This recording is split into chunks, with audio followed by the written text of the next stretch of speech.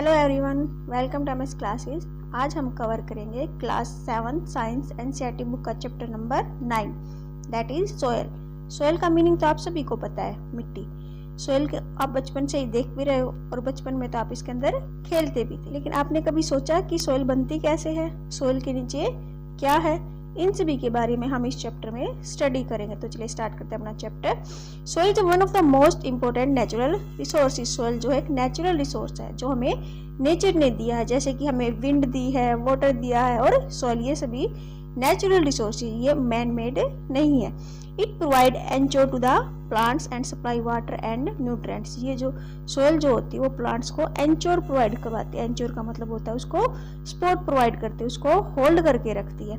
और जब फोटोसिंथेसिस की प्रोसेस होती है तो जो वाटर और न्यूट्रिएंट्स है वो प्लांट्स को सोइल से ही मिलते हैं। It is the home for many organism.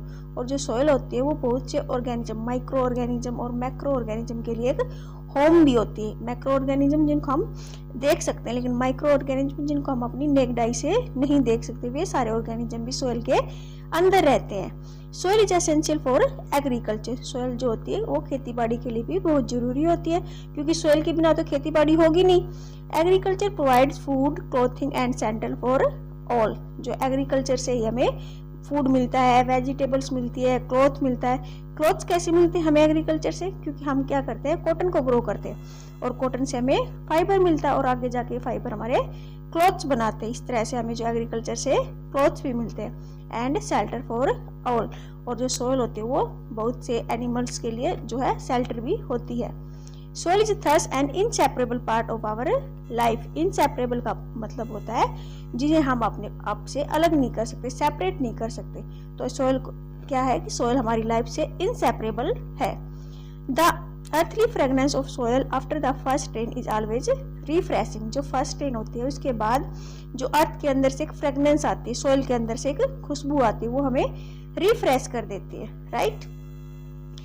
Next है soil teeming with life. Teeming का मतलब होता है भरी हुई। जो सोइल होती है वो लाइफ से भरी हुई है, क्योंकि उसके अंदर बहुत सारे ऑर्गेनिज्म लिव करते हैं। सोचने लगी क्या और भी ऑर्गेनिज्म है जो सोइल के अंदर रहते हैं। नेक्स्ट आपकी एक्टिविटी है 9.1। इसके अंदर आपको क्या बताया गया है कि आपको सैंपल लेने हैं अलग अलग जगह से, जैसे गार्डन सोइल से, रोड साइड से और कंस्ट्रक्शन साइड से आपको सोइल लेनी है और उसको ऑब्जर्व करना है कि उस सोइल के अंदर क्या क्या है, कौन कौन से प्लांट्स और कौन कौन से एनिमल्स है, वो सबको आपको यहाँ राइट डाउन करने हैं। फिर पहले कहती है कि उसने जब रोड साइड से और जो गार्डन से जो सोइल इकट्ठी की थी, उस सोइल के अंदर उसको बहुत सारे पीसीज मिले, प्लास्टिक आर्टिकल्स के और पॉलिथीन बैग्स के। तो उसको समझ में नहीं आ रहा था कि ये सारी चीजें कहाँ से आई है। यहाँ पे आपको बताया गया कि जो पॉलिथीन बैग होते हैं और जो प्लास्टिक होते हैं वो जो हमारी सोइल को पोल्यूट कर देते हैं, यानी कि खराब कर देते हैं। उससे क्या होता है कि जो ऑर्गेनिज्म होते हैं सोइल के अंदर वो मर जाते हैं, क्योंकि वो प्रॉपर्ली ब्रीथ नहीं कर पाते। That is why there is a demand to ban the polythene bag and plastic. इसी की वजह से जो प्लास्टिक और पॉलिथीन बैग के ऊपर बैन किया गया है। जो दूसरे सब्सटेंस जो हमारी सोइल को पोल्यूट करते हैं वो कौन कौन से? केमिकल और पेस्टिसाइड्स। जो हम पेस्ट को मारने के लिए यूज करते हैं वो पेस्टिसाइड्स, उनसे भी जो हमारी सोइल है वो पोल्यूट होती है। तो इसके लिए हमें क्या करना चाहिए, जो जितने भी केमिकल्स हैं उनको पहले ट्रीट करना चाहिए ताकि वो हमारी सोइल को पोल्यूट ना करे। और जो पेस्टिसाइड है उनका हमें कम से कम यूज करना चाहिए। फिर बुजो कहता है कि जब वो बाजार जा रहा था तो उसने बाजार के अंदर बहुत सारे पॉट्स और टॉयज देखे जो कि मिट्टी के बने होते हैं, राइट। नेक्स्ट है सोइल प्रोफाइल। अब प्रोफाइल क्या होता है? प्रोफाइल हर चीज का होता है, लिविंग का भी और नॉन लिविंग का भी। प्रोफाइल के अंदर हम क्या लिखते हैं, जो हमारी इंपॉर्टेंट और यूजफुल डिटेल होती है वो हम प्रोफाइल के अंदर लिखते हैं। प्रोफाइल किसी ह्यूमन का, बर्ड्स का, एनिमल का या फिर किसी एक्वेटिक एनिमल्स का, किसी का भी हो सकता है। तो सोइल के प्रोफाइल के अंदर हम क्या लिखेंगे, जो सोइल की इंपॉर्टेंट और यूजफुल डिटेल वो हम सोइल के प्रोफाइल में लिखेंगे, राइट। सोइल जो होती है वो कई लेयर्स की बनी होती है और इसके लिए हम एक एक्सपेरिमेंट करके देखते हैं। एक्टिविटी 9.2। इसके अंदर आपको क्या बताया गया कि आपको लिटिल सोइल लेनी है, उसके जो क्लम्स होते हैं, टुकड़े होते हैं, उनको ब्रेक करना और उनका पाउडर बनाना है। Now take a glass tumbler. Glass tumbler क्या होता है? एक ऐसा ग्लास जिसके अंदर से आप ट्रांसपेरेंटली देख सकते हो। कांच का भी हो सकता है और प्लास्टिक का भी हो सकता है। उसको 3/4 फिल्ड विद वाटर, उसको 3/4 तक आपको पानी से भरना है। उसके बाद क्या करना है, आपको Add a handful of soil to it, stir it well with a stick to dissolve the soil. उसको फिर हिलाना है और कुछ देर के लिए उसको अनडिस्टर्बली रख देना है। कुछ समय के बाद आप क्या ऑब्जर्व करोगे कि ग्लास के अंदर जो डिफरेंट लेयर्स की फॉर्मेशन होगी, जिसके अंदर जो पार्टिकल का जो साइज वो भी अलग अलग है। सबसे नीचे जो होगी ग्रेवल्स इकट्ठे हो जाएंगे क्योंकि उसके अंदर जो पार्टिकल का साइज वो बिग होता है और हैवी होने की वजह से वो नीचे सेटल डाउन हो जाते हैं। सेकंड सैंड इकट्ठी होती है, थर्ड क्ले, वाटर और सबसे ऊपर क्या होता है, हुमस फ्लोट करता है, राइट। अब ये हुमस क्या होता है, there are some dead rotting leaves और animals remaining floating on water. कुछ जो रोटिंग लीव्स और एनिमल्स होते हैं, रोटिंग का मतलब होता है जो सड़े हुए लीव्स और एनिमल्स होते हैं जो लाइट होते हैं वो पानी के ऊपर फ्लोट करते हैं और इसी रोटिंग डेड मैटर को हम हुमस कहते हैं, right. You probably know that the soil is formed by the breaking down of rocks by the action of wind, water and climate. This process is called weathering. अब जो soil की formation कैसे होती है उस process को हम weathering बोलते हैं। इसके अंदर क्या होता है, जो रॉक्स होती है, बड़ी बड़ी रॉक्स, वो ब्रेक डाउन होती रहती हैं और ब्रेक डाउन कैसे होती है, by the action of wind, water और क्लाइमेटिक कंडीशन की वजह से वो जो रॉक्स है वो छोटे छोटे पीसेज में टूटती रहती है और बाद में उन्हीं रॉक से क्या होगी, सोयल की फॉर्मेशन हो जाती है और इसी प्रोसेस को हम वेदरिंग बोलते हैं, right. The nature of the any soil depend upon the rocks from which it has been formed and the type of vegetation that grown in it. अब जो सोइल बनी है उसका नेचर किन चीजों के ऊपर डिपेंड करता है। एक तो उसका नेचर इस चीज पे डिपेंड करेगा कि वो किस रॉक से बनी है, राइट, क्योंकि रॉक से सोइल की फॉर्मेशन हो रही है तो उस किस रॉक से वो बनी है उस रॉक्स की ऊपर डिपेंड करता है। और दूसरा वेजिटेशन यानी कि वनस्पति उस सोइल के अंदर किस तरह की वेजिटेशन ग्रो हो रही है उसके ऊपर सोइल का नेचर डिपेंड करता है, राइट। नेक्स्ट है सोइल प्रोफाइल। सोइल प्रोफाइल क्या होता है, दो तरह के सेक्शन होते हैं, एक तो होता है हॉरिजॉन्टल सेक्शन और एक होता है वर्टिकल सेक्शन, राइट। जब हम सोइल का वर्टिकल सेक्शन देखते हैं तो हमें उसके अंदर सोइल की लेयर दिखाई देती है और इन्हीं लेयर्स को हम सोइल का प्रोफाइल कहते हैं, राइट, क्योंकि इन्हीं लेयर से हमें सोइल के बारे में डिटेल और इम्पोर्टेंट चीजों के बारे में पता चलता है और इसी को हम सोइल का प्रोफाइल कहते हैं। उसके अंदर जो ईच लेयर होती है वो डिफरेंट होती है, फील में, कलर में, डेप्थ में और उसकी केमिकल कंपोजिशन जो होती है वो अलग अलग होती है और इन्हीं लेयर्स को हम क्या कहते हैं, इन्हीं लेयर्स को हम होरिजन्स कहते हैं, राइट। ये देखिए इसका डायग्राम दिखा गया सोइल प्रोफाइल का। इसके अंदर सबसे ऊपर क्या होता है, ए होरिजन, बी होरिजन, सी होरिजन और लास्ट में बेड रॉक्स होती है, सोइल का प्रोफाइल होता है। इसको हम डिटेल में स्टडी करेंगे। You usually see the top surface of the soil. आपको जो है क्या दिखाई देता है सोइल का, टॉप लेयर, आपको नीचे की लेयर दिखाई नहीं देती। अगर आपको नीचे की लेयर देखनी है तो आपको क्या करना पड़ेगा, आप किसी गड्ढे को देखिए जो अभी अभी जिसकी खुदाई की गई, या फिर आप क्या देखेंगे, किसी वेल को देखिए, राइट, क्योंकि वेल को के लिए भी हमें नीचे से खुदाई करनी पड़ती है। या फिर आप कहाँ, जहाँ पे कंस्ट्रक्शन का काम होता है, जहाँ पर बिल्डिंग्स बनती है, वहां जाके आप सोइल की लेयर्स को देख सकते हैं, क्योंकि जहाँ पर कंस्ट्रक्शन होती है वहां पर पहले खुदाई की जाती है, उसके बाद उसकी फाउंडेशन जो उसकी नींव रखी जाती है, राइट। या फिर आप किसी रिवर के किनारे पे देखें, वहां पर भी आपको सोइल का प्रोफाइल दिखता है और हिल के ऊपर भी आप इसको देख सकते हो, राइट। तो इन जगह पर आपको सोइल का प्रोफाइल दिखेगा। ऊपर से तो हमें सोइल की टॉप लेयर ही दिखाई देती है। जो अपर मोस्ट होरिजन होता है वो डार्क कलर का होता है, क्योंकि उसके अंदर जो होता है हुमस बहुत ज्यादा मिलता है। और हुमस क्या होता है, अभी मैंने आपको बताया, जो रोटिंग एनिमल्स और लीव्स होते हैं वो हुमस की फॉर्मेशन करते हैं और हुमस से जो है मिट्टी का रंग डार्क होता है। और इस जो टॉप लेयर होती है उसके अंदर मिनरल्स भी होते हैं, right. Humus make the soil fertile.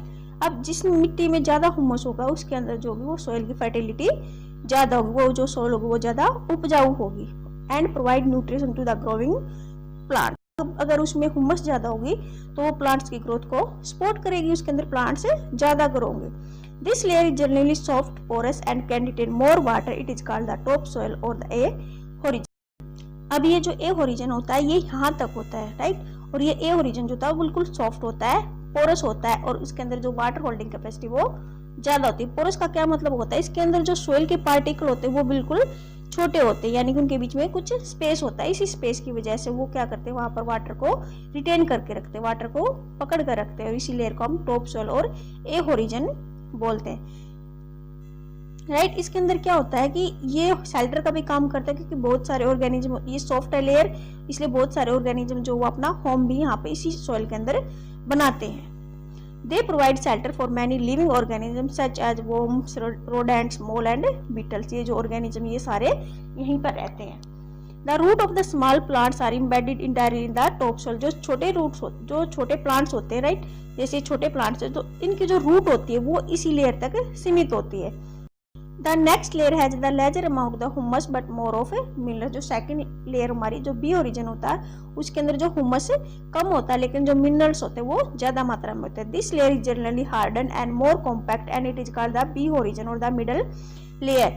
ये जो होती है ये ए ओरिजिन से ज्यादा हार्ड होती है, ये यहाँ तक होती है बी ओरिजिन, राइट, और इसके अंदर जो मिनरल्स ज्यादा होते हैं लेकिन हुमस कम मात्रा में होता है और ये ए ओरिजिन के कंपैरिजन में ज्यादा कॉम्पैक्ट होती है, यानी कि इसके अंदर जो सोइल के पार्टिकल वो टाइटली पैक होते हैं, उनके बीच में स्पेस बहुत ही कम होता है, राइट। उसके बाद जो होता है थर्ड सी ओरिजिन। सी ओरिजिन जो होता है वो बी ओरिजिन से भी ज्यादा हार्ड होता है, राइट। और इसके अंदर क्या होता है, it is made up of small lumps of rocks with cracks and crevices. इसके अंदर जो छोटे छोटे रॉक्स मिलते हैं, दरारें मिलती हैं, राइट।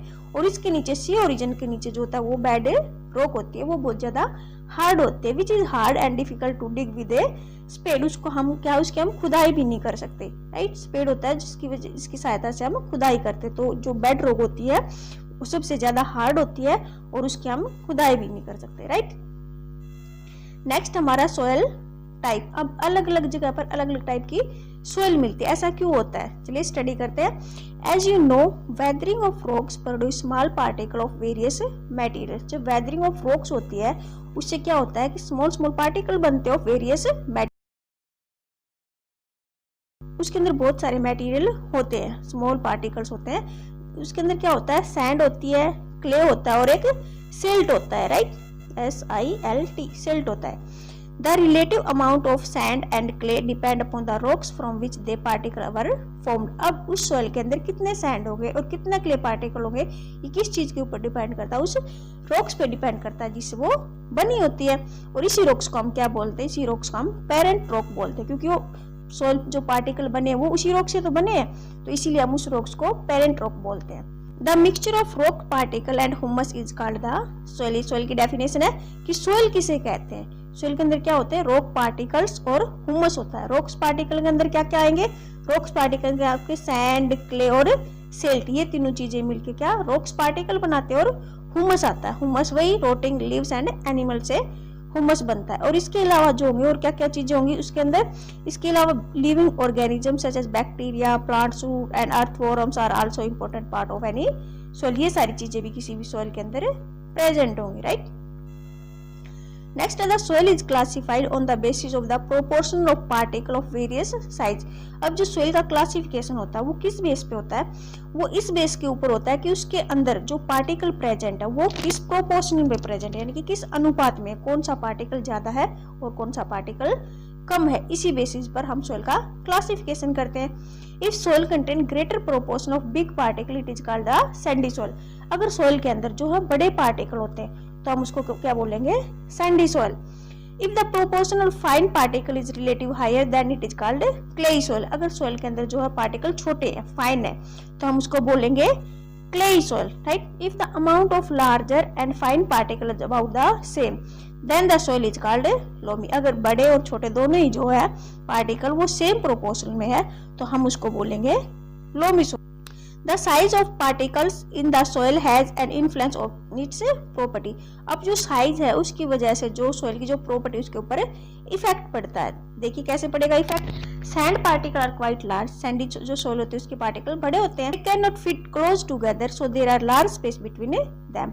अब जो सैंडी सोइल होती है उसके अंदर जो पार्टिकल होते हैं वो बड़े बड़े होते हैं, राइट, उसके वो एक दूसरे के पास नहीं होते। अब दूर दूर होते हैं तो उनके बीच में क्या होता है, स्पेस बच जाता है। और इसी स्पेस को कौन ऑक्यूपाई करते हैं, स्पेस को एयर ऑक्यूपाई करती है, क्योंकि एयर तो हर जगह प्रेजेंट होती है।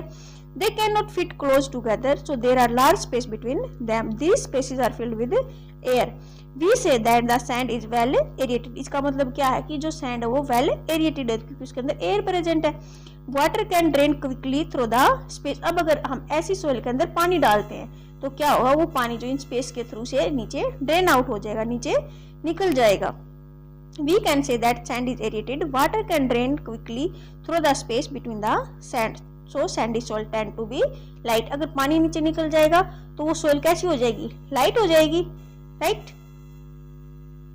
Well aerated and rather dry, aerated तो होगी लेकिन सॉइल कैसी रहेगी, ड्राई रहेगी। Clayey particle being much smaller, अब जो क्लेई पार्टिकल है, क्लेई सॉइल है, उसके अंदर पार्टिकल कैसे होते हैं, छोटे छोटे होते हैं, राइट। उनके अंदर जो स्पेस होता है वो कम होता है। अब कम होने की वजह से क्या होगा, वो वाटर को होल्ड करेंगे, राइट, लेकिन एयर उसके अंदर कम होगी। Unlike sandy soil, water can be held in the tiny gap between the particle of clay. So clay soil has less air, right? इसके लिए इसके अंदर जो होगा एयर के लिए स्पेस कम होगा, लेकिन ये जो वाटर को होल्ड कर लेगी। They are heavy as they hold more water than the sandy soil. अगर वाटर को होल्ड करेगी तो क्या हो जाएगी, हैवी हो जाएगी। The best top soil for growing plants is loam. Loamy soil is a mixture of sand, clay and another type of the soil particle known as silt. अब जो लोमी सोइल है उसके अंदर क्या होता है, उसके अंदर सैंड भी होता है, क्ले भी होता है और एक सिल्ट भी होता है। तीनों टाइप के पार्टिकल उसके अंदर प्रेजेंट होते हैं। सैंड सोइल है तो उसके अंदर बिग पार्टिकल है, राइट, और अगर क्ले सोइल है तो उसके अंदर पार्टिकल छोटे हैं, और जो सिल्ट होते हैं उनका जो साइज होता है वो सैंड और क्ले के बीच का साइज होता है, राइट। तो उसके अंदर 3 तरह के पार्टिकल्स मिलते हैं। Silt occur at the deposit in the river beds, जो सिल्ट होते हैं वो आपको नदियों के किनारे पे दिखाई देते हैं। The size of the silt particle is between those of sand and clay, उनका जो साइज होता है वो सैंड और क्ले के पार्टिकल के बीच का साइज होता है। The loamy soil also has humus in it, और इस सोयल के अंदर जो हुमस भी प्रेजेंट होता है। It has the right water holding capacity for the growth of इस सोयल के अंदर वाटर होल्डिंग कैपेसिटी भी होती है, क्योंकि इसके अंदर स्मॉल पार्टिकल भी प्रेजेंट है और बिग भी है, तो वो एरिएटेड भी होती है। इसीलिए ये जो सोयल है वो प्लांट्स की ग्रोथ के लिए अच्छी होती है, right. I want to know what kind of soil should be used for the making earthen pots, matkas and surahis. अब ये जो बूझो ये जानना चाहता है कि किस टाइप की सोयल होती है जो हम ये मिट्टी के बर्तन बनाते हैं, पॉट्स वगैरह बनाते हैं, सुराई बनाते हैं, किस टाइप की मिट्टी से ये बनते हैं। ये आपकी एक्टिविटी है 9.3। इसके अंदर आपको क्या करना है कि आपको तीनों ही सोइल के सैंपल लेने हैं, राइट। उस सैंपल्स को बिल्कुल क्लीन करना, उनके अंदर कोई भी ग्रास या पेबल्स वगैरह नहीं होने चाहिए। फिर उसके अंदर आपको ड्रॉप बाय ड्रॉप वाटर डालना, और उनके अंदर इतना ही वाटर डालना है कि उनकी एक बॉल बना सको, राइट। ज़्यादा स्टिकी भी नहीं होना चाहिए, ज़्यादा हार्ड भी होना चाहिए। सबसे पहले आपको क्या करनी है कि एक बॉल बनानी है, जैसे कि इसमें दिखाया गया है, बॉल बनाई, राइट। फिर उसके अंदर आपको एक सिलेंडर बनाना और फिर एक रिंग बनानी है। तीनों ही सैंपल के साथ आपको ये करके देखना। आप क्या पाओगे कि जो क्ले सोयल है वो सबसे अच्छी होती है, क्योंकि उसकी जो वाटर होल्डिंग कैपेसिटी वो सबसे ज़्यादा होती है, क्योंकि उसके अंदर जो पार्टिकल जो होते हैं छोटे छोटे होते हैं, वो वाटर को ज़्यादा होल्ड करके रखते हैं, राइट।